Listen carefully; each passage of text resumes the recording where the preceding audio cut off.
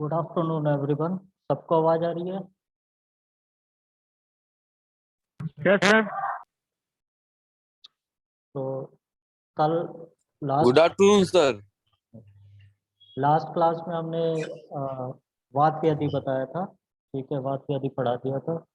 अब कुछ विशिष्ट वाद व्याधि की जो कि आपके सिलेबस में है उनकी बात करेंगे। तो सबसे पहले उसमें अ, जिस रोग को हम पढ़ रहे हैं, जिस व्याधि को हम पढ़ रहे हैं उसका नाम है अर्पित। मॉडर्न में कोरिलेट किया जाता है इसे इससे फेशियल पैरालिसिस से, जिसको हम बेल्स पाल्सी भी कहते हैं। ठीक है, तो परिभाषा के रूप में अगर हम पढ़े तो इसकी परिभाषा क्या होगी? अर्दित की अर्द्यति पीड़यति इति अर्दिता। अर्द्यति पीड़यति इति अर्दिता, यानी कि अर्द्यति का मतलब क्या है कि आधे भाग में। कहाँ के आधे भाग में? मुख के आगे आधे भाग में। यानी जिस रोग में मुख के आधे भाग में वक्रता एवं वेदना होती है, यानी कि मुख के आधे भाग में जिसमें क्या होगा? डिफॉर्मिटी होगी या वेदना होगी, या नहीं मतलब साथ में उसके क्या होती है? वेदना होती है। वक्रता मतलब डिफॉर्मिटी, या आम भाषा में हम जिसे कहते हैं कि मुंह टेढ़ा हो जाता है, तो उस रोग को हम क्या कहते हैं? अर्दित कहते हैं। आम भाषा में इसे हम क्या कहते हैं? पॉलिश कहते हैं, पॉलिश मार्क। ठीक है, उसके अलावा क्या कहा है सुश्रुत ने? अर्द्यत्वी अनिलो वक्तम अर्दितम जनयत्यात्। मतलब क्या है कि अर्द्यत्वी जो ये हो रहा है, किस कारण से हो रहा है? मुंह का वक्रता जो हो रही है, केवल मुख की वक्रता की बात करी है। ठीक है, अब ये केवल मुख की वक्रता की बात हम क्यों करेंगे वो अभी आगे बताते हैं। किस कारण से हो रही है? वात प्रकोप के कारण हो रही है। और हम क्यों कह रहे हैं कि केवल मुख की वक्रता? केवल वो शब्द जो आया क्योंकि चरक ने क्या कहा है? चरक के मत के अनुसार उन्होंने अर्दित को मुख की आधे मुख की वक्रता भी कहा, साथ ही साथ उन्होंने शरीर पे शरीरार्थ की भी बात करी थी, आधे शरीर में वक्रता आ रही। तो उनका जो क्या कहते हैं अर्दित है, वो उसमें पक्षाघात के या पक्षवत जिसे हम कहते हैं उसके भी लक्षण लिए हैं उन्होंने। इसीलिए सुश्रुत के श्लोक को हमने याद दिया कि क्या कहते हैं कि क्या कहने का मतलब था कि केवल मुख की वक्रता की बात हो रही। फिर चरक का पढ़ लेते हैं। अर्धे तस्मीन मुख अर्धेवा केवल स्यात् अर्दितम। अर्थात जिस रोग में मुखार्थ या शरीरार्थ, अभी हमने बताया इस शरीर के आधे भाग को भी वो ले रहे हैं, जबकि वो सामान्यता सभी के मत से क्या है? पक्षपद है। शरीर के आधे वक्र आधे भाग में वक्रता होना वो पक्षपद या पक्षाघात कहा गया है। जबकि चरक जो कहते हैं, चरक मुखार्थ की भी बात करते हैं और शरीरार्थ की भी बात करते हैं। ठीक है, तो ये वर्णन से क्या दिखता है आपको कि अर्धित एवं पक्षाघात में चरक ने कोई अंतर भेद नहीं किया है। उनके हिसाब से अर्धित और पक्षाघात लगभग समान है। ठीक है, अब ऐसा उन्होंने क्यों कहा? ठीक है, ऐसा उनका कहने का क्या मतलब था? ठीक है, उनका कहने का मतलब था जो वो स्पष्ट किया किसने? चक्रदत्त ने चक्रपाणी टीका में, कि अर्दित जो है, ठीक, वो अर्दित में वेग आते हैं। ठीक है, यानी कि और तथा यह स्थायी रूप का नहीं होता। ठीक, यानी कि उनका कहने का क्या मतलब था कि अर्दित में जो ये मुख की वक्रता है वो वेग के हिसाब से आती है। यानी जब वेग आएगा तो मुख वक्र हो जाएगा, फिर उसके बाद वो सामान्य भी हो जाता है। यानी ये व्याधि क्या है? स्थायी रूप की नहीं। ठीक है, जबकि पक्षाघात क्या है? स्थायी रूप की व्याधि है। ठीक, यानी कि उसमें भी मुख वक्रता और शरीराद्र की वक्रता होगी, और पर वो स्थायी रूप से होगी, यानी वो ठीक नहीं होगी। ठीक है, समझ में आ रही बात सबको? ये कहने का उनका तात्पर्य था, इसीलिए उन्होंने अर्दित और पक्षाघात को एक समान लक्षण वाला बोला। सर पक्षपात मीन्स पक्षाघात मीन्स पैरालिसिस। पैरालिसिस। ठीक, अब निदान की बात कर लेते हैं। तो क्योंकि ये वात व्याधि है, तो वात प्रकोपक निदान तो इसमें लगेंगे ही लगेंगे, यूज होंगे ही होंगे। या वात व्याधि जो इससे पहले हम पढ़ के आए, उसके निदान तो इसके निदान हो ही सकते हैं।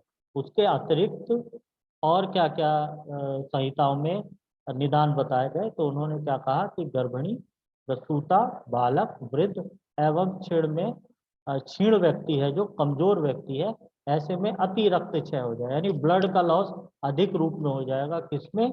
ऐसा व्यक्ति जो क्षीण था, ठीक है, या जो वृद्ध है, या बालक है, या प्रसूता है, यानी अभी अभी उसने किसी शिशु को जन्म दिया है, या गर्भिणी है जो गर्भ से है, ऐसी स्त्री, ठीक है। फिर उसके अलावा उन्होंने क्या कहा, उच्च स्वर में भाषण देने से, यानी ऊंची आवाज में क्या है, बोलने से लगातार निरंतर व्यक्ति क्या करता है, उच्च भाषण करता है। जैसे कि कोई नेता है या कोई जिसका कार्य ही ये है कि भाषण देना, ऐसे लोगों में ये व्याधि हो सकती है। फिर अति कठिन पदार्थ सेवन, यानी ऐसे आहार का सेवन वो करता है जो क्या है, बहुत ही हार्ड होता है, ठीक है। फिर अति जृंभा से, ठीक है, कि बहुत अधिक किसी को जृंभा आती है तो उसमें भी अर्धित की हो सकती है, ये भी वात प्रकोप के कारण है। वात प्रकोप से ही, वात की वृद्धि से ही जृंभा की अधिकता होती है। अत्यधिक हंसने से, बहुत अधिक हंसने से भी हो सकता है। फिर वात कारक आहार विहार हमने बता ही दिया है। अति भार वहन से, यानी बहुत अधिक भार का वहन करता है। विषम शय्या शयन से, यानी जो बिस्तर पे वो सोता है वो समतल नहीं है, ठीक है, ऊंचा नीचा है। या मुख को टेढ़ा करके चीखने से, ठीक, तो ये विशिष्ट रूप से मुख को टेढ़ा करके अगर कोई चीखता है तो उसमें अदिति क्या हो सकती है, उत्पत्ति हो सकती है। समझ में आ रही बात? Yes sir. हाँ। फिर उसके बाद इसके भेद वृत्रयी में यानी मेन संहिताओं में नहीं मिलते। भाप्रकाश, क्योंकि वात व्याधि के अंतर्गत दिया उन्होंने, पर भाप्रकाश ने इसके 3 भेद बताए हैं, वातज, पित्तज और कफज, ठीक है। मूल रूप से क्या है, व्याधि वातज ही है, बट किसी में अर्धित में अगर संयोग हो जाए, अनुबंध हो जाए किसका, यानी पित्त के भी लक्षण दिख रहे होंगे तो पित्त अनुबंधी कहेंगे, और कफ के लक्षण अगर दिख रहे होंगे तो कफ अनुबंधी कहेंगे, यानी कि वात तो रहेगा ही रहेगा। समझ में आ रही बात इतनी सबको? यस या नो? Yes sir. अब संप्राप्ति की बात कर लेते हैं, ठीक है। तो यहीं से हमने लक्षण या परिभाषा का श्लोक भी दिया था, अर्धेति अनिलो वक्तम अर्धितम जनयत्यत, ये अभी परिभाषा में यही लाइन आपने पढ़ी, ठीक है। तो उन्होंने क्या कहा कि वक्री भवत वक्र अर्धार्थ ग्रीवा च आप्य वर्तते, ये सब लक्षण है, ठीक है, यही सब प्राप्ति है, इसका मूल श्लोक यही आया है इसमें, ठीक है। तो क्या कह रहे हैं वो, सिर नासो ओष्ठ चीबुक ललाट एक क्षण संधि का, यानी कि जो वात का प्रकोप हो रहा है वो कहाँ की संधियों में क्या कर रहा है, अधिष्ठान ले रहा है, सिर की, नासा की, ओष्ठ की, चिबुक की, चिबुक मतलब अनु की बात हो रही है यहाँ, थोड़ी की बात हो रही है, ललाट की, चेहरे की, फेस की, एक क्षण मतलब नेत्र हो गया, इनकी संधियों में क्या होता है, यानी वात प्रकोपक आहार विहार का सेवन करोगे तो वात क्या होती है, कहाँ पे दोष दूसरे संवर्चना करेगी, या कहाँ पे अपना अधिष्ठान लेगी, या कहाँ पे स्थान संश्रय करेगी, आश्रय करेगी, वो सिर, नासा, ओष्ठ, चिबुक, ललाट और इक्षण यानी नेत्रों की संधियों में जाके अधिष्ठान कर लेती है, ठीक है। अब जब ये वहां पे अधिष्ठित होती है तो वो क्या करती है, वहां पे वक्रता लाती है, यानी वहां पे डिफॉर्मिटी लाती है। और डिफॉर्मिटी कैसी कि इन सबको टेढ़ा कर देती है, मुख को क्या कर देती है, इन सब भागों को, इन संधियों को टेढ़ा कर देती है, और इसमें क्या होता है, मुख के आधे भाग में वेदना की उत्पत्ति होती है। समझ में आ रही बात सबको? यस या नो?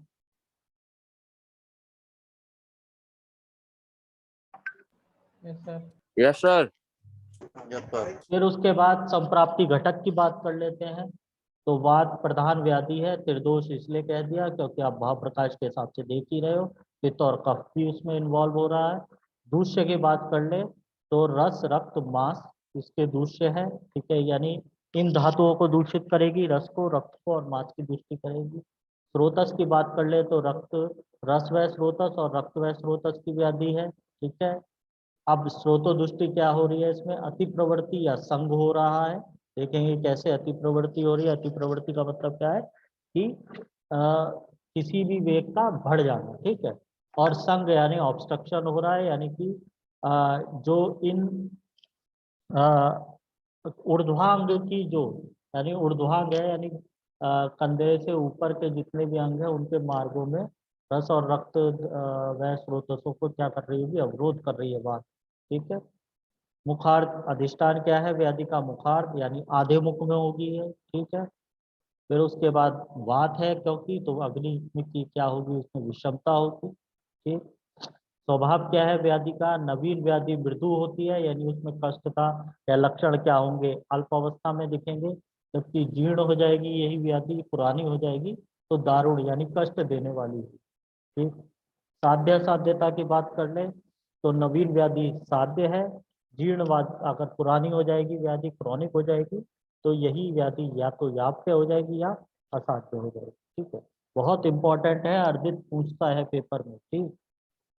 जितनी भी अभी शुरू में वात व्याधि हम पढ़ाएंगे वो सारी क्या है, इम्पोर्टेंट है, ठीक है। बताते चलेंगे कौन सी व्याधि इम्पोर्टेंट है, किस पे क्या बनते हैं, क्वेश्चन बनते हैं, ठीक। फिर उसके बाद बात आती है व्याधि के पूर्व रूपों की। तो सुश्रुत ने इसके पूर्व रूप बताए हैं, चरक ने पूर्व रूप नहीं बताए हैं, ठीक है। तो क्या कह रहा है, रोमहर्ष होगा। रोमहर्ष का मतलब है रोंगटे खड़े हो जाना, इंग्लिश में कहते हैं हॉरिपिलेशन, ठीक है। वेपथु यानी वेपथु कंपन होगी, ठीक। ये पूर्व रूप है। आविल नेत्रता, आविल नेत्रता का मतलब है कि नेत्र क्या होंगे, चंचल हो जाएंगे, मूवमेंट अधिक हो जाएगा नेत्रों का, ठीक। ऊर्ध्व वेग वायु, वायु का वेग क्या होगा, ऊर्ध्व हो जाएगा, अधोमार्ग से वायु की निवृत्ति नहीं हो पाएगी, ठीक। त्वक शून्यता यानी कि जिस भी स्थान में व्याधि चल रही है, क्या और यहाँ कहाँ चल रही है, मुख में चल रही है, यानी फेस पे चल रही है, तो फेस पे आपको शून्यता महसूस होने लगेगी, ठीक है। वहाँ पे टच का सेंसेशन क्या होने लगेगा, लॉस होने लगेगा। शोध होगा, यानी फेस पे क्या महसूस हो सकता है, सूचीवत वेदना यानी सुई चुभने जैसी पीड़ा हो सकती है। मन्याग्रह यानी गर्दन का रिस्ट्रिक्शन मूवमेंट क्या हो सकता है, रिस्ट्रिक्ट हो सकता है, ठीक। और हनुग्रह जॉ का मूवमेंट क्या हो सकता है, रिस्ट्रिक्ट हो सकता है। ये पूर्व रूप है सब, ठीक है। यानी रोगी में अभी व्याधि निर्मिति चल रही है, तो लक्षण उत्पन्न होने से पहले यानी फेशियल पैरालिसिस उसे होने से पहले ये लक्षण आपको रोगी में दिख सकते हैं। समझ में आ रही है बात, यस या नो।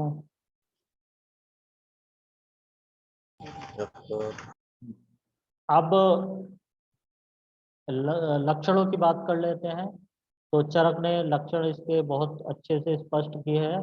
ततो वक्रो व्रजत्य अस्य भोजनम वक्रदर्शिना, ठीक है।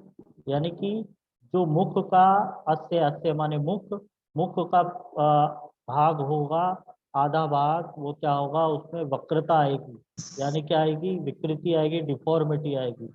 फिर उसके बाद वक्र दर्शन स्तब्धम नेत्र, यानी कि देखने में क्या होगा, उसको क्या होगी, वक्रता होगी, डिफॉर्मिटी होगी, देखने में भी स्तब्ध नेत्र हो जाएंगे उसके, यानी वो जिस भाग में उसको फेशियल पैरालिसिस होगी उस भाग के नेत्र को वो हिला नहीं पाएगा, मूव नहीं कर पाएगा, ठीक है। छवियोतश निग्रह से यानी उसको क्या आएगी, छींक भी नहीं आएगी, ठीक है, छींक भी नहीं पाएगा वो, ठीक। फिर दीना, दीन हो जाएगा, यानी उसके फेस पे देखोगे तो आपको दीनता दिखेगी, यानी वो रोगी के रूप में दिखेगा, ठीक है। फिर उसके बाद नीचे लक्षणों को देख लेते हैं, ठीक है, कि मुखार्थ में वक्रता आ रही है उसकी, ठीक है। ग्रीवा में वक्रता आ रही है, यानी ग्रीवा गर्दन उसकी क्या होगी, टेढ़ी हो जाएगी। सिर कंप, सिर में क्या आएगा, कंपन होगी, उसको ट्रेमर्स आए करेंगे, हिले करेगा उसका सर। वाक संग यानी बोल नहीं पाएगा रोगी, ठीक है, बोलने में क्या होगी, उसको तकलीफ होगी, ठीक है, क्लियर वॉइस नहीं होगी। स्तब्ध नेत्रा, नेत्रता अभी बता ही दिया कि आई का मूवमेंट रुक जाएगा। ये किस भाग में हो रहा होगा, ये उस भाग में हो रहा होगा, मुख के आधे भाग में, जिसमें क्या हो रहा है आपका जिसमें क्या हो रहा है, आपको अर्दित हुआ है, ठीक। फिर दंत चल यानी दांतों में किटकिटाहट होगी, उसके दांत किटकिटाएंगे। स्वर भ्रंश, आवाज उसकी क्या होगी, चेंज हो जाएगी, ठीक है। श्रुति हानि यानी जिस भाग में अर्दित है मुख के, उसमें से उसको सुनाई देना भी क्या होगा, कम हो जाएगा, ठीक है। छवग्रह यानी छींक नहीं आएगी उसको। फिर उसके बाद क्या है, गंध अज्ञानता यानी जिस साइड में उसको पैरालिसिस है, उससे नाक से उसको स्मेल भी नहीं आएगी। स्मृति मोह यानी उसकी याददाश्त क्या होगी, कम हो जाएगी, ठीक। निद्रा में सोते समय उसको भय लगेगा, ठीक। ऊर्ध्ववायु वेग होगा उसका, यानी मुंह से क्या है, वायु का अधो मार्ग से गमन क्या हो जाएगा, बंद हो जाएगा। वायु कहाँ से निकलेगी, मुख मार्ग से निकलेगी। त्वक शून्यता यानी सेंसेशन का लॉस पहले ही पूर्व रूप में भी दिख रहा था, यहाँ भी दिख रहा है। क्रोध, जो अफेक्टेड पार्ट है उसमें क्या होगी, सूची जैसी वेदना हो सकती है। मन्याग्रह गर्दन का मूवमेंट क्या है उसका रिस्ट्रिक्टेड हो जाएगा, मन्याओं का मूवमेंट नहीं कर पाएगा। हनुमुग्रह यानी जॉ का मूवमेंट नहीं कर पाएगा। तो ये सब क्या है, इसके लक्षण है, किसके लक्षण है वहां पे, अर्दित के लक्षण। समझ में आ रही बात इतनी सबको, ठीक है। यस या नो? Yes sir.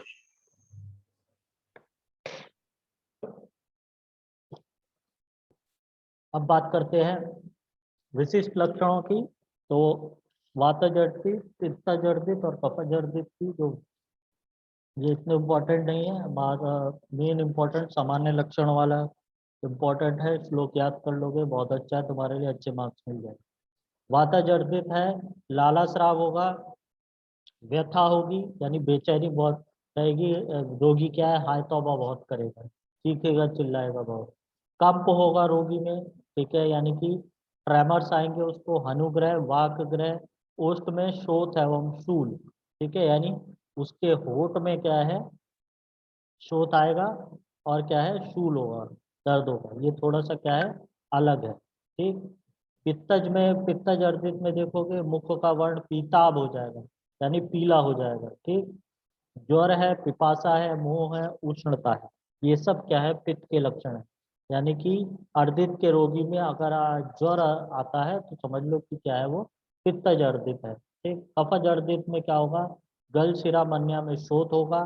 देखो पहले जितने भी लक्षण हम बता रहे थे उसमें सब में स्तंभ हो रहा था, ग्रह हो रहा था, यानी रिस्ट्रिक्शन में मूवमेंट हो रही थी। यहाँ पे वो क्या कर रहा है कि गले में यानी पेश पे क्या आ जाएगी, उसके स्वेलिंग आ जाएगी, तो उससे हम क्या समझे, कफजर्दित समझे। समझ में आ रही है बात सबको? Yes sir. साध्य साध्यता की बात कर ले तो देख लो कि जीर्ण जो हम अर्दित कह रहे थे वो कितने टाइम पे जीर्ण होता है, 3 वर्ष पुराना। यानी 3 वर्ष से पूरा पहले का जितना भी अर्दित होगा, 2, ढाई, 3, पौने 3 साल का, वो सब क्या कहलाएगा, नवीन कहलाएगा। और जीर्ण क्या कहलाएगा, 3 वर्ष पुराना। और ये क्या है, ऐसा अर्दित क्या है, असाध्य होता है, ठीक? उसकी चिकित्सा नहीं करनी। अत्यंत क्षीण रोगी में हो यानी ऐसा रोगी जिसमें वो पहले से ही कमजोर था, उसमें अर्दित हो जाए, उसके लिए असाध्य होगा। अब ये जो है जिनके खुल सके और ना ही बंद हो सके, यहाँ नेत्र लिखना हम भूल गए हैं, ठीक है। तो जिनके नेत्र ना खुल सके और ना ही बंद हो सके, ठीक है, यानी वो आई को अपनी ना तो बंद कर पाता है, और अगर बंद है तो ना ही उसे खोल पाता है, ऐसा रोगी, ठीक है। निरंतर अस्पष्ट बोलने वाला, यानी उसके जो वो शब्द बोलता है वो शब्द आपको समझ नहीं पाते हैं आप, ठीक है। ऐसा रोगी हो, 3 वर्ष पुराना जिसमें अर्दित हो गया। जिस रोगी में कंप लक्षण हो, यानी अगर किसी रोगी में आपको ट्रेमर्स दिख रहे हैं, कंपता दिख रही है, या जिस रोगी के नेत्र नासा मुख से निरंतर स्राव होता हो, ठीक है, नेत्र से भी स्राव हो रहा है, नासा से भी हो रहा है, और मुख से भी हो रहा है, यानी कि तीनों जगह से उसके सेक्रेशन स्टॉप ही नहीं हो रहे, ऐसे रोगी को क्या है, हम असाध्य माने। समझ में आ रही बात? ये साध्य असाध्यता है, ठीक है। अब इसके अतिरिक्त जो भी बाकी अगर कोई भी लक्षण है वो तो सब क्या होंगे, साध्य होंगे। समझ में आ रही बात इतनी? यस या नो? पावर बैंक लेते हैं। Yes sir.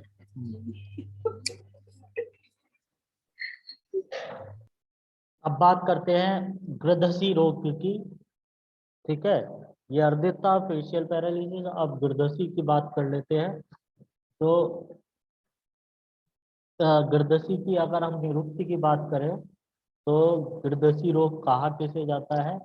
जिसमें जिस रोग में रोगी की चाल कैसी होती है? गृद्ध के समान हो जाती है। गृद्ध माने क्या है? गृद्ध माने जानता कोई?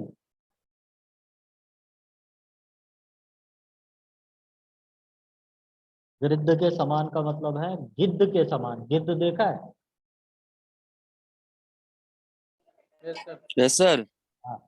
तो गिद्ध क्या है? जैसे चलता है उसी के प्रकार अगर रोगी चलता है तो उस रोग को हम क्या कहते हैं?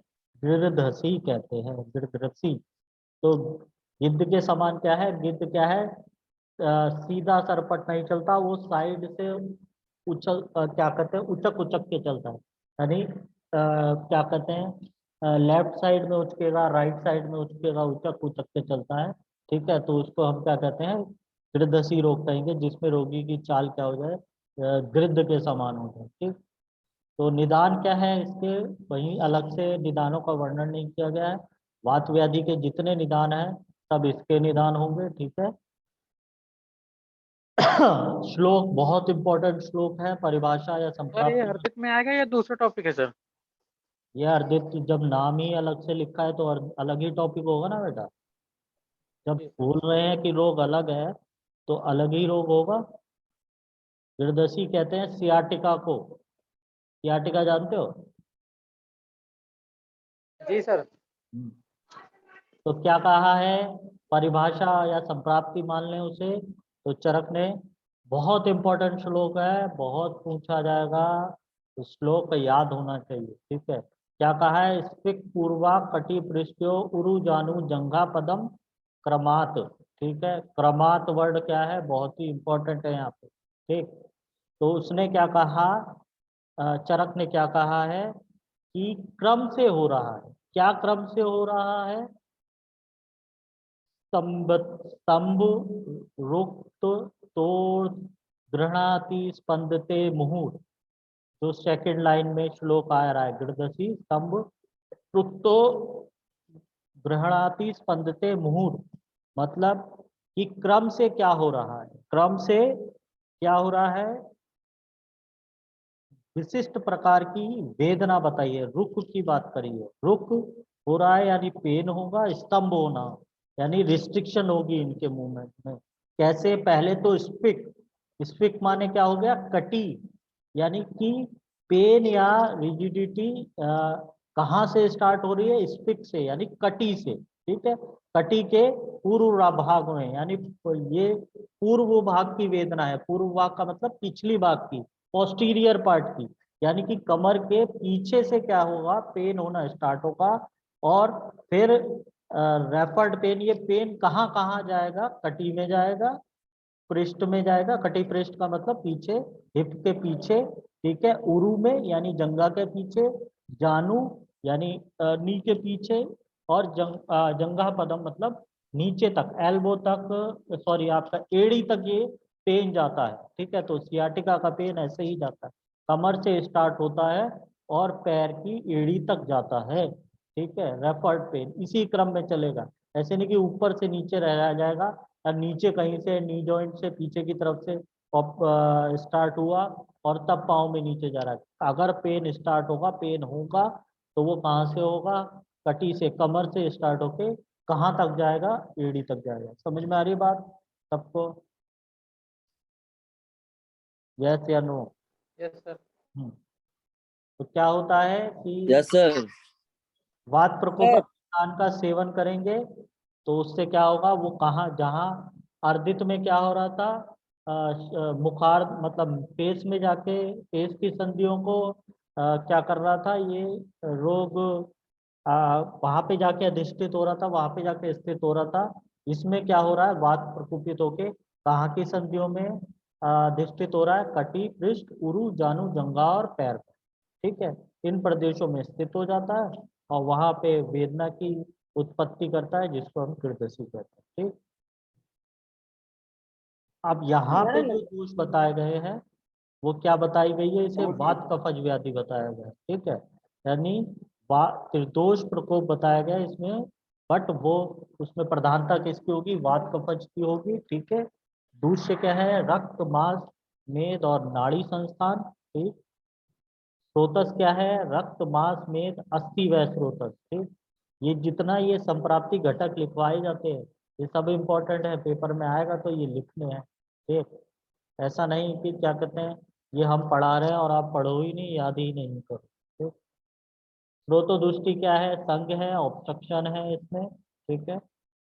बात क्या कर रही है, इनके मार्गों को रक्त वह स्रोतों से रस रक्त वह या जितने भी यहाँ पे स्रोत उनके मार्गों को क्या करती है, अवरुद्ध करती है। अग्नि है, क्या रहेगी, वात प्रकोप है तो विषम अग्नि रहेगी। अगर कफ की भी अधिकता है तो मंदाग्नि रह सकती है, मंदाग्नि के कारण रोग की उत्पत्ति हो सकती है। अधिष्ठान बता ही दिया है कि कटी पुरु जानू जंघा और पैर में होगा, ठीक। स्वभाव में क्या है, व्याधि आशुकारी भी होती है, यानी एक्यूट भी होती है, और चिरकारी भी, लंबे समय चलने वाली भी। साध्य असाध्यता क्या है, कृच्छ साध्य व्याधि है, बड़े कष्ट के साथ क्या होती है, साध्य होती है, ठीक। वेद में दो प्रकार के भेद बता दिए हैं, एक तो क्या होगी, वातज गृद्धसी होगी, ठीक है, यानी केवल वात के कारण होगी, और एक होगी वात कफज गृद्धसी जिसमें वात और वात के साथ में कफ का संयोग भी होगा, ठीक है। लक्षण वो अभी बता ही दिए हैं, ठीक है। तो स्फिक्ट प्रदेश से वेदना स्टार्ट होगी, यानी कमर से पेन स्टार्ट होगा। फिर उसके बाद वेदना कहाँ जाएगी, कटी पृष्ठ उरु जानू जंघा और पैर की ओर जाती है, यानी पैर के पिछले भाग में क्या हो रहा है, ये सब वेदना हो रही है। पैर में स्तब्धता आएगी, स्तंभ आएगा, पेन होगा, रोगी अपने पाँव को मूव नहीं कर पाएगा, इसीलिए वो क्या है, उस पाँव से चल नहीं पाएगा, इसीलिए वो उचक के चलेगा, उस पाँव पे जोर नहीं डालेगा, इसीलिए इस रोग का नाम क्या आ गया, गिरदसी आ गया, ठीक है। प्रभावित भाग में तोत तथा स्पंदन होगा, यानी जिस पाँव में उसको सियाटिका हो रखा है वहां पे रोगी को क्या है, तोत यानी सुई चुभने जैसी पीड़ा होगी, या स्पंदन यानी भड़कन होगी उसको, ठीक।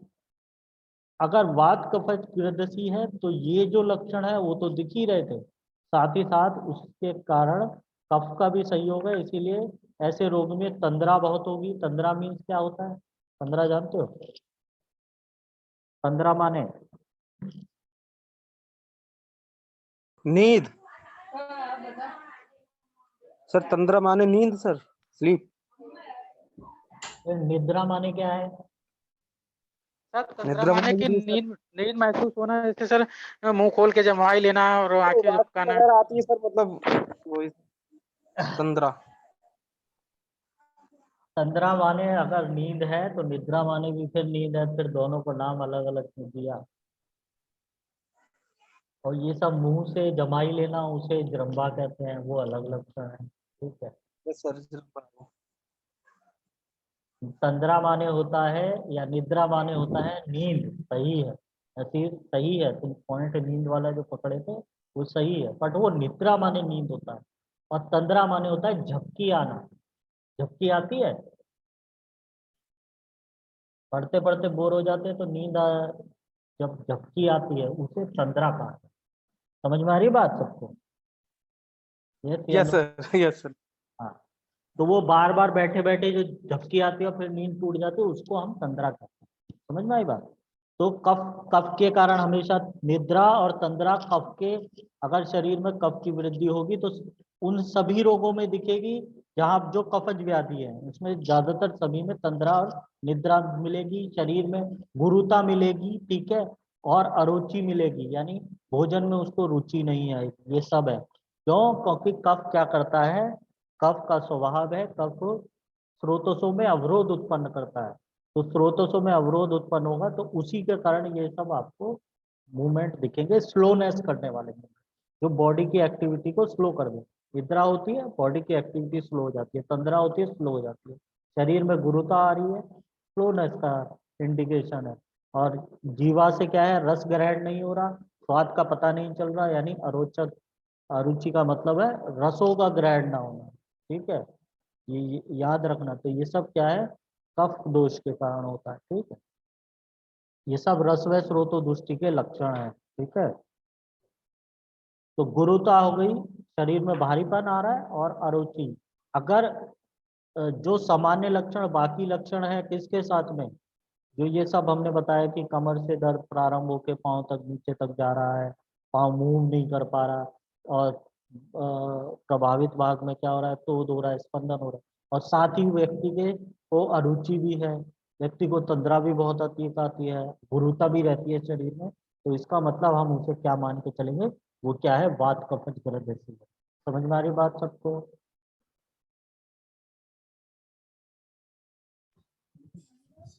ठीक। अब उसके बाद साध्य साध्यता की बात कर ले तो प्राय गृदशी क्या होती है, कृच्च साध्य होती है।